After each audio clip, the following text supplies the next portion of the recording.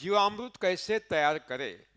1 बीघा के लिए पानी 40 लीटर, देशी गाय का गोमूत्र 1 से 2 लीटर, देशी गाय का गोबर 2 किलो, गुड़ 200 ग्राम, गन्ने का रस 750 मिली, गन्ने के छोटे छोटे टुकड़े 2 किलो, अथवा अथवा मीठे फलों का गुदा 200 ग्राम, दलहन का आटा 200 ग्राम, 3 उंगलियों में आने वाली मेड़ की मिट्टी। खारा पानी नहीं चाहिए, बहता हुआ पानी चाहिए, संग्रहित नहीं चाहिए। चेतन शक्ति बहते हुए पानी में होती है, सचेतन शक्ति संग्रहित पानी में नहीं होती।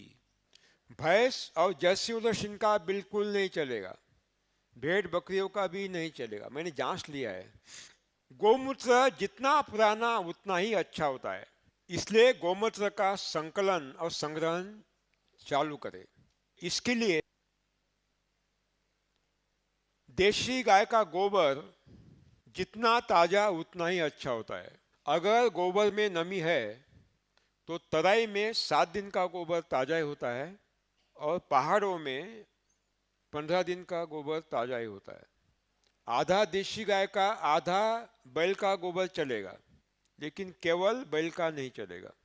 जो गाय बूढ़ी है, दूध नहीं देती, बच्चा नहीं देती, उसका गोबर और गोमूत्र जीवामृत के लिए सर्वोत्तम है, क्योंकि उसको चारा खाने से मिलने वाली सभी ऊर्जा, एंटा एनर्जी दूध देती नहीं तो दूध में खर्च होती नहीं, बछड़ा देती नहीं तो बछड़ा विकास के लिए खर्च होती नहीं, गोबर गोमूत्र विकास के लिए खर्च होती है। उसके बाद दूध देने वाली, बछड़ा देने वाली देशी पहाड़ी गाय अच्छी है। सर्वोत्तम गुड़ काले रंग का प्राकृतिक गुड़ होता है। अगर गुड़ उपलब्ध नहीं है तो लाल पीला कोई भी चलेगा। गुड़ हम घर में बना सकते हैं, खरीदने की आवश्यकता नहीं है। अगर गन्ने का रस उपलब्ध नहीं है, अमरूद, सेब, आम, इनके मीठे फलों का मीठा गुदा 1 किलो चलेगा, नहीं 200 ग्राम चलेगा। दलहन के आटे के लिए सबसे बढ़िया परिणाम अरहर, चना, लोबिया, राजमा, मूंग, इनका आटा चलेगा। लेकिन सोयाबीन, मूंगफली, क्योंकि सोयाबीन मूंगफली के आटे में तेल ज़्यादा होता है, सोयाबीन मूंगफली के आटे में तेल ज़्यादा होता है, जीवामृत के ऊपर क्या होता है, उसको फैलता है, जीवाणु को प्राणवायु नहीं मिलता। जीवामृत के परिणाम: नंबर 1, जीवामृत उपयुक्त सूक्ष्म जीवाणुओं का ह्यूमस निर्मित करने वाले उपयुक्त सभी प्रकार के जीवाणुओं का सर्वोत्कृष्ट सर्वोत्तम जामन है। नंबर 2, जीवामृत बढ़िया फफूंदनाशक दवा भी है। नंबर 3, जीवामृत जंतुरोधक है। 4, जीवामृत सर्वोत्तम विषाणुनाशक भी है। 5, जीवामृत पत्तों को सूरज के रोशनी के साथ आने वाले घातक विकिरण से बचाता है। 6, जीवामृत में ऐसे वृद्धि कारक संयुजक है जिसके छिड़काव से पत्तों का आकार बढ़ता है। जब पत्तों का आकार बढ़ता है तो खाना बनाने का क्षेत्र भी बढ़ता है, पत्तों के खाना बनाने का क्षेत्र भी बढ़ता है, इसका मतलब है उत्पादन भी बढ़ता है। नंबर 7, जीवामृत छिड़कने से कड़ी धूप में पत्तों का नुकसान नहीं होता, पत्ते बचते हैं। जीवामृत के छिड़काव से फसल पाले से भी बचती है। जीवामृत छिड़कने से एसिडोडाइज़ोट्रोपिकस जैसे सूक्ष्म जीवाणु आपातकाल में सीधा हवा से नाइट्रोजन लेते हैं और जड़ों पत्तों को देते हैं। जीवामृत देने का सर्वोत्तम परिणाम मिलने के लिए सतह के भूमि के ऊपर और भूमि के अंदर भूमि के ऊपर और भूमि के अंदर जड़ों के पास एक विशिष्ट सूक्ष्म पर्यावरण आवश्यक होता है। अगर यह सूक्ष्म पर्यावरण वहां उपस्थित होता है तो जीवामृत के माध्यम से भूमि में जाने वाले जीवाणु अपने सर्वोच्च गति से और सर्वोत्तम क्षमता से ह्यूमस निर्मित का कार्य करते हैं और सर्वोत्तम उपज के परिणाम देते हैं। जीवामृत बनाने के लिए लोहे का ड्राम अथवा सीमेंट की टंकी गोलाकार चलेगी। अगर ये टंकियां उपलब्ध नहीं है तो कुएं के पास, नलकूप के पास वी आकार का खड्डा खोदना है। खड्डे की मिट्टी खड्डे के बाजू में डालना है, इतना दूर डालना है कि मिट्टी अंदर नहीं आएगी, ठीक है। पत्थर लेकर खड्डे की दीवारें अंदर की पीट देना है ताकि वो कठिन बन जाए, कठोर। अंदर की दीवार को क्या करना है? पीट देना है। और देशी गाय का गोबर का घोल बनाकर उसको क्या करना है? दीवारों को लिप देना है। उस खड्डे को सूखने के लिए रख देना है। तो दीवारों को क्या होगी? दरारें गिरेगी, तो उसमें वो दरारों को बुझा देना है घोल से, और दरारें बंद हो जाएगी। उसमें जीवामृत बनाना है। 40 लीटर पानी में पहले गौमूत्र डालना है, बाद में एक टोकरे में 2 किलो देशी गाय का गोबर लेना है। उसमें गोबर पूरा भीग जाएगा, इतना पानी डालना है।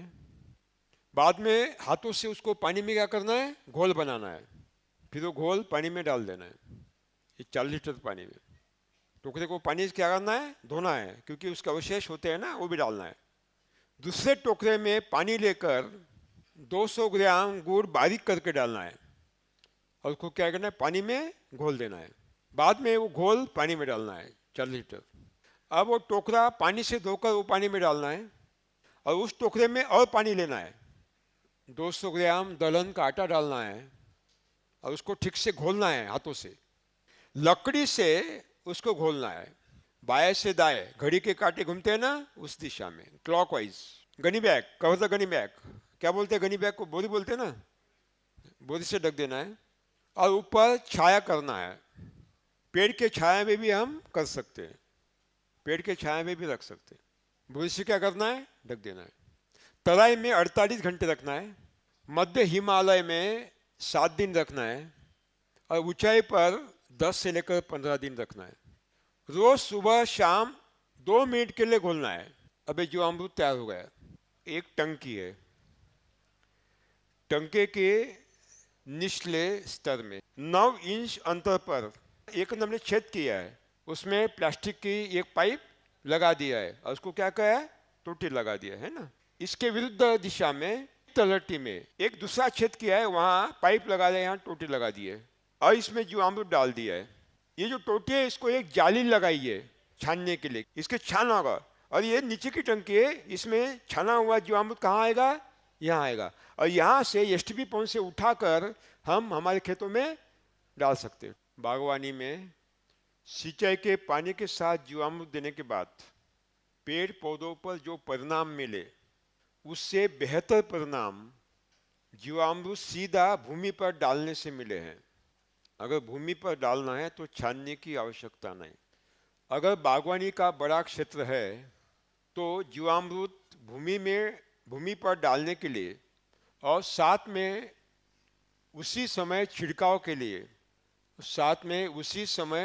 के लिए ब्लोअर मशीन का उपयोग कर सकते हैं। टंकी के ऊपर का द्रव जीवामृत निकलने के बाद टंकी के तलहटी में जीवामृत का घना साका संग्रहित होता है, उसको निकालिए मत, वैसा ही रहने दीजिए।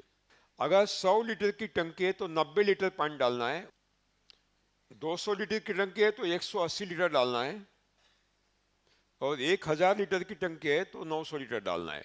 उसमें गुड़ और दलहन का आटा डालना नहीं है, जीवाणु मिट्टी भी डालना नहीं है, उसकी आवश्यकता ही नहीं है। केवल पानी डालना है और लकड़ी से घोलना है।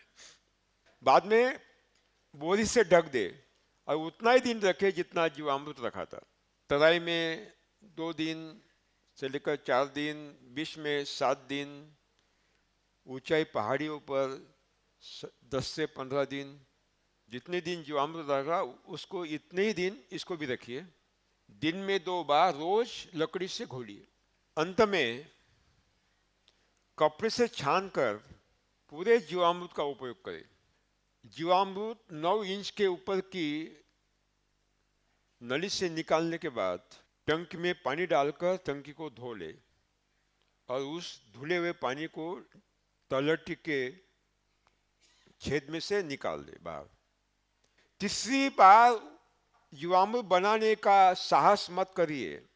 जीवामृत देने की विधियां। जीवामृत 3 पद्धति से दिया जाता है। नंबर 1, सिंचाई के पानी के साथ मिलाकर देना। नंबर 2, 2 पौधों के बीच में सीधा भूमि पर डालना। और नंबर 3, खड़ी फसल पर जीवामृत का छिड़काव करना। कुएं के पानी का सिंचाई।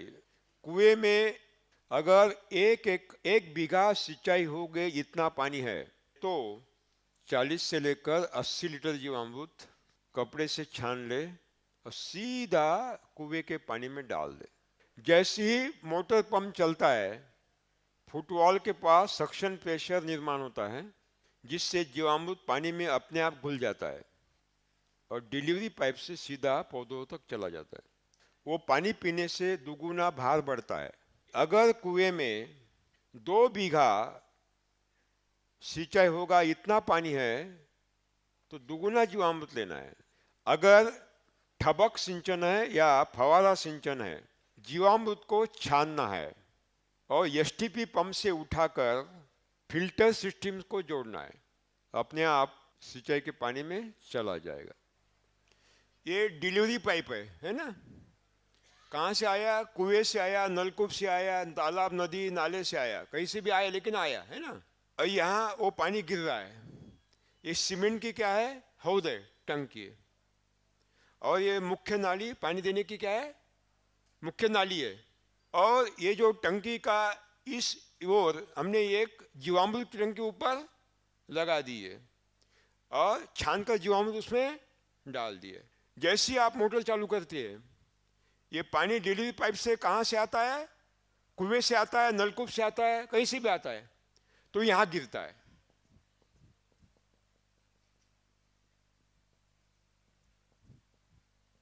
और गिरकर फिर नाली में बहने लगता है। जैसे पानी यहाँ गिरेगा, ये टोटी को क्या करना है? धीरे से मोड़ना है। तो बूंद बूंद जीवामृत किसमें गिरेगा? पानी में गिर जाएगा और इसमें घोलकर सीधा नाली से कहाँ तक चला जाएगा? पेड़ पौधों तक चला जाएगा। और चौथी पद्धति, कुएं के किनारे जीवामृत की टंकी इस तरह रखिए ताकि जीवामृत की टोटी कुएं के तरफ हो जाएगी। उस टोटी को रबरी नली लगा दे। रबरी पाइप नली की एक सिरा टोटी को जोड़ दे और दूसरा सिरा फुटवॉल के पास छोड़ दे। ये कुआं है। क्या है? ये कुआं है। दिखता है कुएं जैसा? ठीक है। ये मोटर पंप है। ये सक्शन पाइप है। ये फुटवॉल है। वो क्या है? डिलीवरी पाइप है।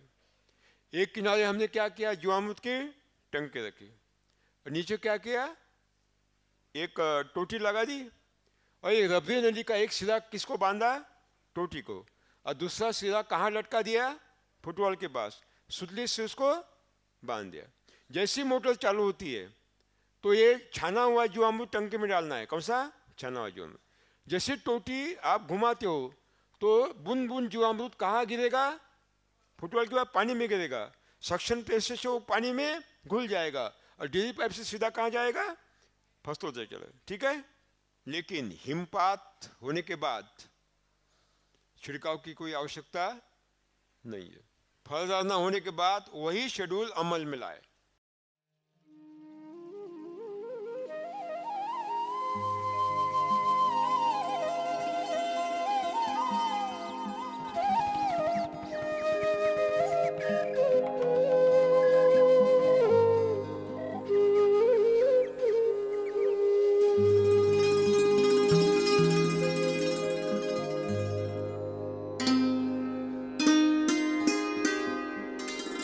है।